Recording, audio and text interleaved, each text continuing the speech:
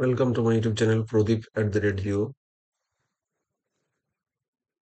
আজ আমি আলোচনা করবো দশম শ্রেণীর নদীর কাজের ফলে উৎপন্ন একটা যে ভূমিরূপ, বিশেষ করে ক্ষয় কাজের কারণে যে বদ্বীপ, তার বিস্তারিত বিষয়বস্তুগুলি নিয়ে।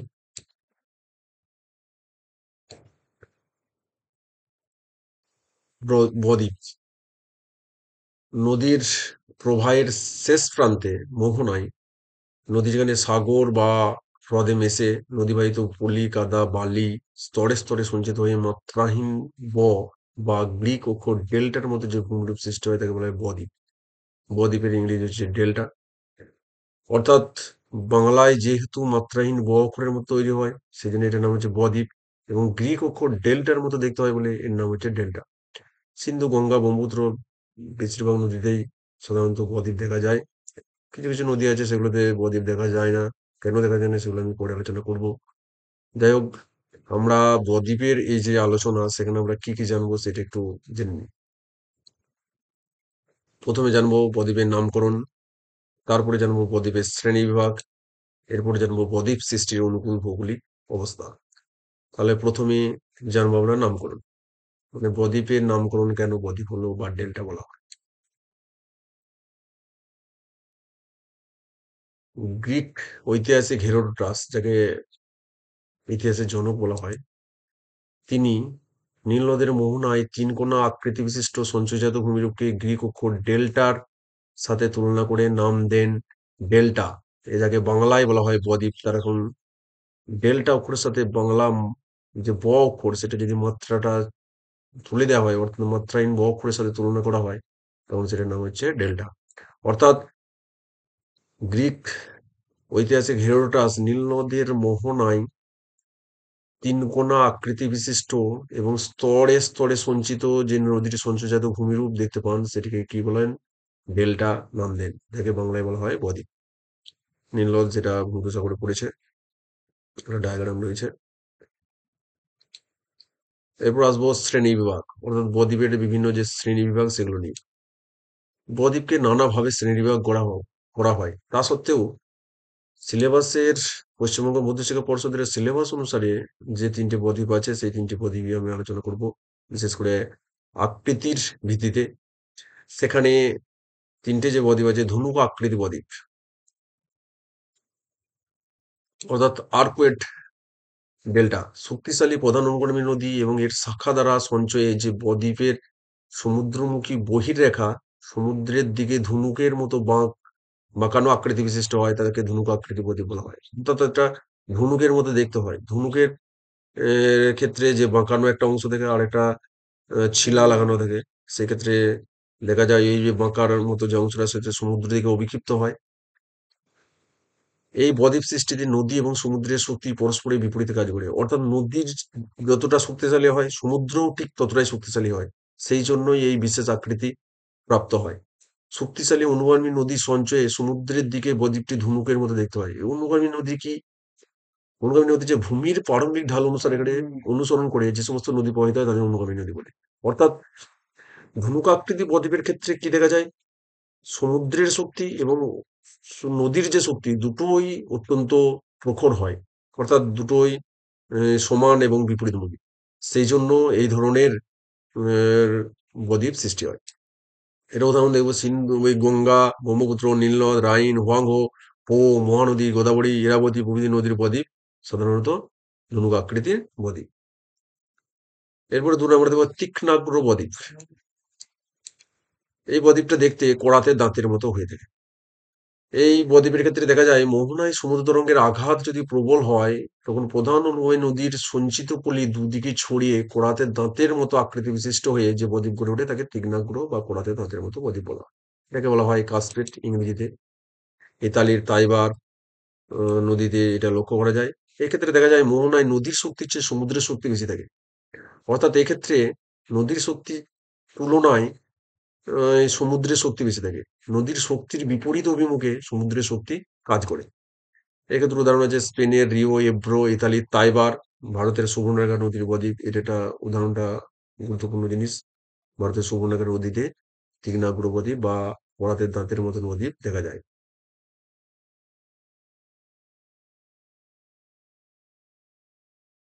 এরপরে দেখবো পাখির পায়ের মতো বদ্বীপ। অর্থাৎ পাখির পায়ের মতো দেখতে যে বদ্বীপ সেটাকে বলা হয় বার্ডস ফুট ডেল্টা বা পক্ষীর পায়ের মতো বদ্বীপ।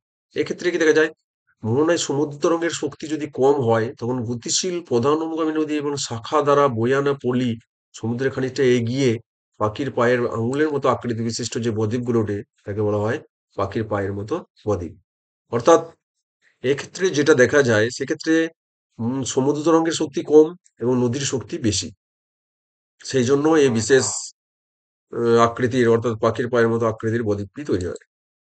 এক্ষেত্রে দেখা যায় সমুদ্র তরঙ্গের শক্তি অপেক্ষা নদীর শক্তি অনেক বেশি হয়। শাখা নদীর পল্লী পাখির পায়ের আকৃতিতে সঞ্চিত হয়। এখানে দেখা যায় মিসিসিপি, মিসৌরি এটা বিশাল গুরুত্বপূর্ণ উদাহরণ।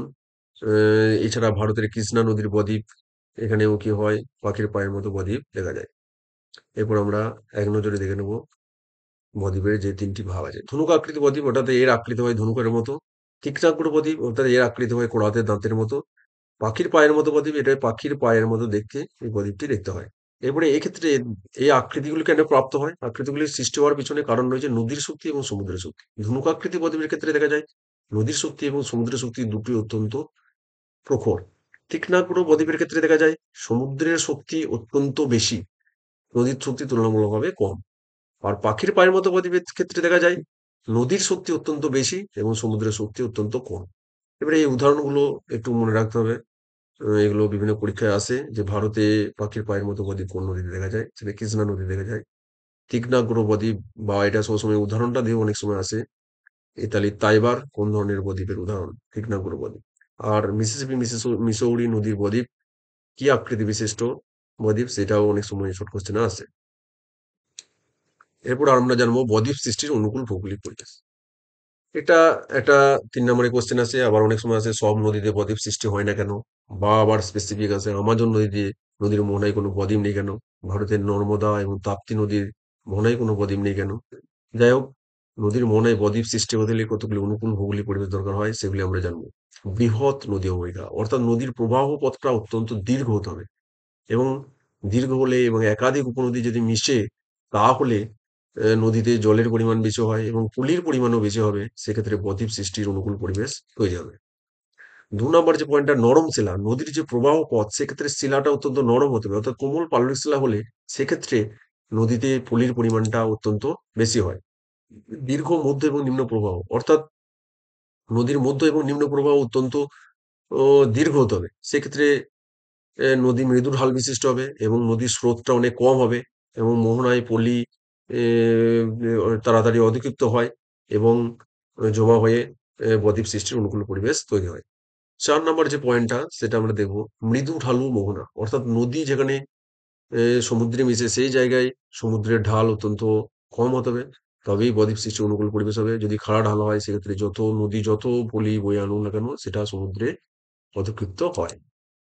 অগভীর সমুদ্র অর্থাৎ মোহনার কাছে সমুদ্রের গভীরতা কম হতে হবে। তাহলে নদীর দ্বারা বয়ে আনা পলি সঞ্চয়ী ভূভাগ সমুদ্র জলের উপরে উঠে বদ্বীপ গঠনের কাজ সহজ হয়। সমুদ্র জলের লবণতা এবং ঘনত্ব যদি বেশি হয় তাহলে জলের সঙ্গে দ্রবীভূত পলি খুব তাড়াতাড়ি জমা হয়।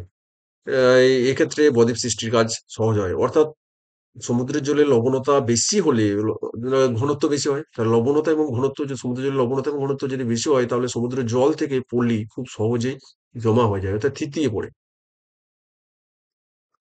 শান্ত সমুদ্র মোহনার কাছে সমুদ্রে জোয়ার ভাটার প্রকোপ অত্যন্ত কম হতে হবে। তবেই বদ্বীপ সৃষ্টির অনুকূল পরিবেশ সৃষ্টি হবে। বিপরীতমুখী স্রোত এবং বায়ু অর্থাৎ নদী যেদিকে বয়ে যায় অর্থাৎ নদীর উৎস থেকে মোহনার দিকে নদী বইতে থাকে তাহলে বায়ুটা প্রবাহিত হতে হবে মোহনা থেকে উৎসের দিকে অর্থাৎ বিপরীত দিকে স্রোতের বিপরীত দিকে। তবেই এই পলি সঞ্চয়, পলি বালি প্রভৃতি সঞ্চয়ে ও প্রভৃতি থিতিয়ে অর্থাৎ অধিকৃত হয়ে বদ্বীপ সৃষ্টির অনুকূল পরিবেশ তৈরি হয়। অর্থাৎ নদী যেদিকে বয়ে যায় তার উল্টো দিকে বাতাস বইতে হবে। তবেই বদ্বীপ সৃষ্টির অনুকূল পরিবেশ সৃষ্টি হবে।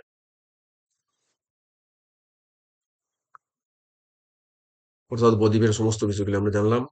সকলকে প্রদীপ @জিও চ্যানেলের পক্ষ থেকে অসংখ্য ধন্যবাদ সময় নিয়ে ভিডিওটি দেখার জন্য। ভিডিওটি যদি ভালো লাগে অবশ্যই লাইক, কমেন্ট এবং শেয়ার করবে এবং চ্যানেলে যদি নতুন হয়ে থাকো অবশ্যই সাবস্ক্রাইব করবে যাতে করে নতুন ভিডিও এলে তোমরা নোটিফিকেশনটি খুব সহজে পেয়ে যাও। আজকের মতো টাটা, বাই বাই।